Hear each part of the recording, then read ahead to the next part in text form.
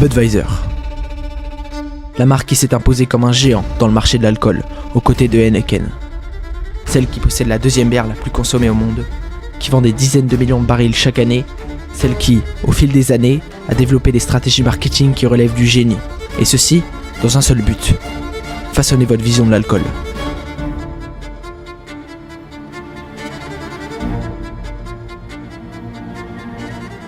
Au milieu du 19e siècle, Eberhard Henhauser, un immigrant allemand, est engagé dans la production de savon à Saint-Louis, dans le Missouri, aux États-Unis. Il décide en 1852 d'acquérir une brasserie, même s'il n'a aucune expérience dans le domaine. Ça marche plutôt bien, et en 1860, son entreprise commence à s'agrandir, et il décide d'acheter une autre brasserie, renommant au passage sa société E. Henhauser & Co. En 1861, c'est là que tout va réellement commencer. Le beau-frère de Eberhard Henhauser, qui est aussi un immigrant allemand, va acquérir cette année-là la moitié des actions de la société, donnant naissance à l'entreprise Henhauser-Busch. Cet homme, c'est Adolphus Busch. C'est donc un jeune Allemand qui a émigré aux États-Unis pour réaliser ses ambitions et ses rêves. On est clairement en plein dans l'American Dream. Avant, la production de bière était uniquement dédiée à une consommation locale. En gros, tu produisais ta bière seulement pour ta ville. Eva Busch, il a une vocation: dépasser les limites géographiques et s'étendre à l'international. Vous l'avez compris, il est très ambitieux, et c'est pourquoi en 1876, il s'associe à son ami Karl Conrad, qui est un homme d'affaires local, pour créer une bière à l'américaine qu'il nomme Budweiser. Alors je vais juste devoir m'attarder un tout petit peu sur l'histoire de ce nom, parce que je vous jure, vous êtes pas prêts. Je commence dans la ville de Budweis, en République tchèque. Ici, deux brasseries nommées Budweiser Beer et Budweiser Budvar brassent une bière nommée Budweiser. Donc c'est évidemment une référence à la ville, parce que comme je vous l'expliquais avant, les bières restaient à l'échelle de leur ville. Les deux brasseries, elles commencent à mettre bien la daronne à l'abri, et elles décident donc de tenter l'exportation aux États-Unis. Et ça attire notre petit Adolphus Busch, qui va donc aller visiter la ville, qui va regarder comment ils font, etc. Et il va finir par décider de tester leur recette en Amérique, dans le but de faire une bière aussi qualitative que celle fabriquée à Budweiser. Mais le nom de sa bière, c'est le même que celui des brasseries tchèques. Et là, le conflit commence.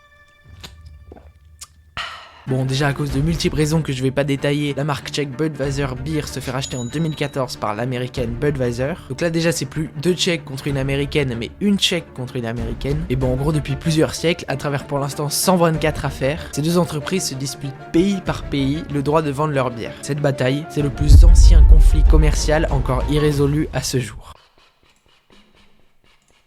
Bref, ça c'était donc l'histoire de ce nom en résumé. Maintenant on retourne un peu en arrière. On est donc à nouveau en 1876, et grâce à Adolphus Busch, tout commence à prendre réellement de l'ampleur. Vraiment ce mec, c'est un génie. Déjà parce qu'il a compris dans quel contexte il est. En fait à cette époque, des millions d'Allemands arrivent aux États-Unis, dont lui d'ailleurs. Et en Allemagne, dis-toi, les bières elles sont pépites, ok? Ouais, pas mal. Et aux États-Unis, c'est pas encore ça. Alors pour remonter le moral à ces Allemands qui travaillent souvent dans des conditions très difficiles, Adolphus Busch, qui est donc parfaitement conscient de à quel point les bières américaines sont éclatées par rapport aux allemandes, grâce à ses voyages en Europe, notamment à Budweiser, il crée la Budweiser. Et puis Busch, c'est un génie aussi parce qu'il a su tirer profit des avancées industrielles européennes en les important en Amérique. Il est ainsi le premier brasseur américain à avoir utilisé la pasteurisation pour maintenir la bière fraîche, à utiliser la réfrigération mécanique et les wagons frigorifiques, et à effectuer la mise en bouteille de manière intensive. Bref, en fait, Adolphus Busch, c'est l'homme à l'origine de l'industrialisation de la bière aux États-Unis. Et à ce moment-là, comme je vous l'ai dit, tout a commencé à aller très vite, et cette bière est rapidement devenue l'emblème de l'entreprise. En 1988, leur bière devient la plus vendue des États-Unis en atteignant 50,4 millions de barils vendus. En 2001, c'est plus leur bière Budweiser qui est la première, mais Budweiser Light, qui entraînera d'ailleurs pas mal de polémiques, mais bon, ça on en reparle après.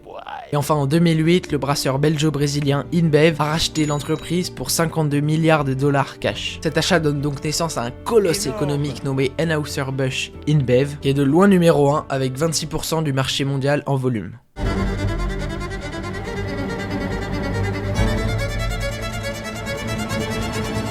En 1920 aux États-Unis, la fabrication, le transport, la vente, l'importation et l'exportation de boissons alcoolisées sont interdits. C'est la prohibition. Donc évidemment, on peut voir ça comme un bon coup dur pour Budweiser, mais eux, ils voient surtout ça comme l'occasion de forger l'image qu'ils essaieront de maintenir pendant les siècles à venir, celle d'une marque populaire. La marque va donc réussir à survivre à cette période grâce à deux choses. La première, c'est que notre petit Adolphus Busch a littéralement mis une longueur d'avance à tout le marché de l'alcool, parce qu'il avait déjà travaillé sur des boissons sans alcool. Évidemment, il en a vendu plein durant cette période. D'ailleurs, ce mec est un des pionniers des boissons sans alcool. La deuxième chose qui a fait survivre la marque pendant cette période, c'est qu'elle vendait les ingrédients qui sont nécessaires au brassage d'une bière, comme les levures par exemple, en les faisant passer pour des ingrédients destinés à la boulangerie.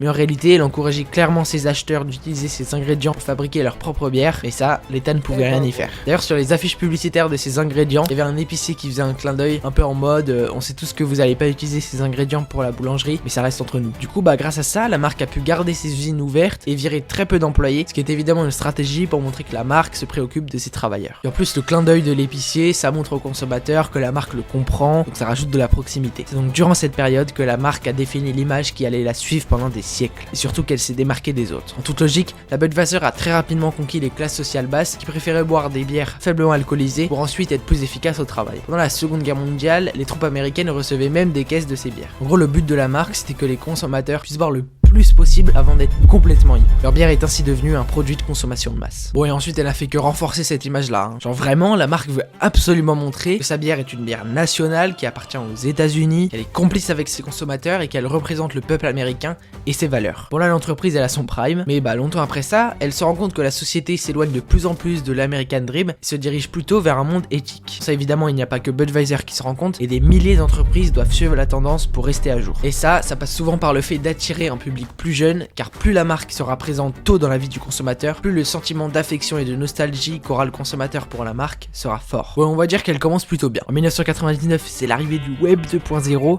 et Budweiser lance cette campagne. Waza! Yo, who's that? Yo, pick up the phone. Hello? Who's that? Waza! Bon, Waza, c'est une déformation de WhatsApp. Cette expression sera répétée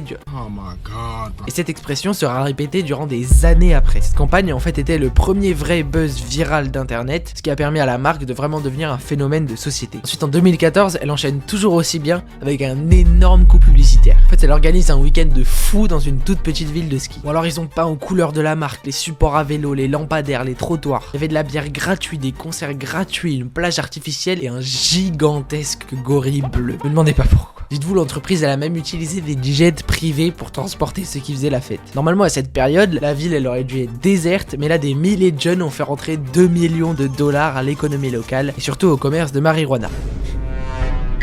Mais là, l'entreprise est en train de prendre une direction très dangereuse, elle doit faire un choix crucial. Soit elle décide de satisfaire ses consommateurs historiques qui sont un peu trahis là actuellement, mais elle risque un peu de devenir une marque démodée quoi. Soit elle continue sa lutte éthique et morale pour s'adapter aux tendances, mais elle risque de perdre sa plus grande force, son identité. Eh bien elle choisit la deuxième option. La communication éthique est de plus en plus présente dans les communications de Budweiser et ça passe pas. En 2017, à l'occasion de la finale du championnat de football américain, la marque sort une campagne qui montre les origines de la marque et qui retrace le parcours d'Adolphus Busch, un jeune allemand qui émigre aux États-Unis et qui n'était pas le bienvenu. Donc cette campagne aurait juste pu porter les valeurs de l'American Dream, etc. Mais qu'est-ce qui venait de se passer à ce moment-là? L'élection de Donald Trump. Vous commencez à comprendre? Donald Trump, politique migratoire très stricte.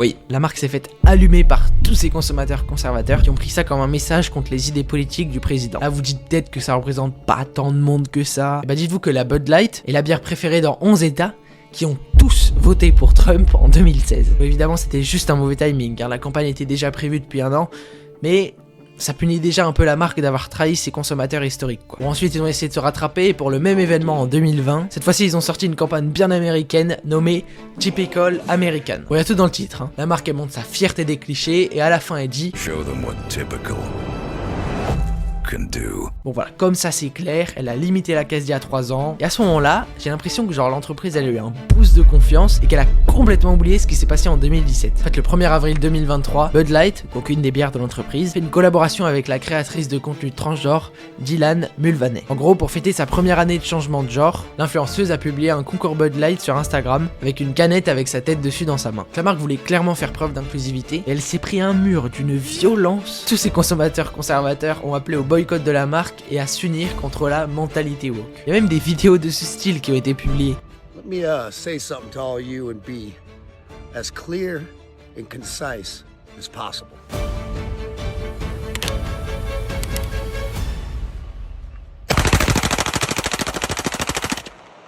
Et d'ailleurs l'année dernière ils ont vendu que 15,4 millions de barils, alors que je vous rappelle qu'en 1988, ils étaient à 50,4 millions. Hein. Bon, et maintenant, ils font profil bas et disent qu'ils concentreront leur communication sur le sport et la musique. Parce que oui, hein, quand même, depuis 1982, la marque sponsorise énormément d'événements sportifs, comme la Coupe du Monde de football de 2018. Aussi en 2020, pour célébrer les 664 buts de Lionel Messi au Barça, Budweiser a décidé d'offrir aux 160 gardiens victimes de Messi une bouteille personnalisée pour chaque but encaissé. Ah oui, aussi, je vous avais pas dit, en 2017, l'entreprise a dit qu'elle regardait si c'était possible de brasser des bières sur Mars. Et c'était pas une blague, hein. Le 4 décembre 2017, des grains d'orge sont envoyés via un cargo de SpaceX vers la station spatiale internationale. Ils sont restés un mois pour étudier leur comportement face aux radiations et au manque de gravité. Bon, maintenant je vais pas démonter les arguments pro-alcool un par un comme j'ai fait dans cette vidéo pour la chasse. Mais je vais essayer de vous montrer comment Budweiser a vraiment participé à l'amélioration de l'image qu'on a de l'alcool. Déjà, Budweiser a réussi à façonner l'opinion publique sur la consommation de l'alcool en étant ultra présente dans la culture populaire. Elle a fait des campagnes publicitaires qui mettent en scène des situations conviviales et elle a présenté la bière comme une boisson sociale et festive associée à des moments de détente, de plaisir et de convivialité. Budweiser a aussi ciblé les jeunes adultes en associant par exemple la bière à des événements sportifs, ce qui a fait que la bière a commencé à devenir acceptée et normalisée chez les jeunes. Puis enfin, la marque a vraiment insisté sur la consommation modérée dans ses campagnes publicitaires, même si on va pas se mentir, c'est pas souvent le cas, les risques associés à l'alcool ont été atténués par rapport à la cigarette. Parce que oui, justement, tiens, la cigarette, elle a pas eu cette chance, hein. Elle a pas du tout été associée à des moments de plaisir et de détente, puis aussi les effets nocifs de la cigarette sont eux directement visibles, comme le jaunissement des dents par exemple, alors que pour l'alcool, si ton foie il est en train de décéder, ça va pas spécialement le voir, ça va mettre du temps. Puis enfin, il y a eu plein de réglementations ultra strictes pour la cigarette, comme par exemple sur les paquets avec le fameux fumer-tu, alors que pour l'alcool, beaucoup moins. Bref, je suis pas en train de vous dire qu'il vaut mieux fumer que boire, et bien sûr si on consomme de l'alcool avec modération, c'est moins pire que la cigarette. C'est juste que je voyais que cette drogue, parce que oui c'est une drogue, est vraiment banalisée alors qu'elle peut entraîner des catastrophes sur la santé physique, sur la santé mentale, sur les relations sociales. Surtout si vous avez des idées de vidéos, n'hésitez pas à me les partager dans les commentaires, vraiment, je vais pas vous mentir, en ce moment j'essaie un peu de trouver la direction de ma chaîne et ce que je veux faire dessus, j'ai un peu de mal donc ça m'aiderait beaucoup. Tu sais quoi faire, si ça t'a plu tu peux liker, commenter et puis t'abonner si ce que je fais te plaît. Je te conseille d'aller voir ma dernière vidéo qui est juste ici, je vous dis à dans un petit moment quand même mais au plus vite possible, ciao.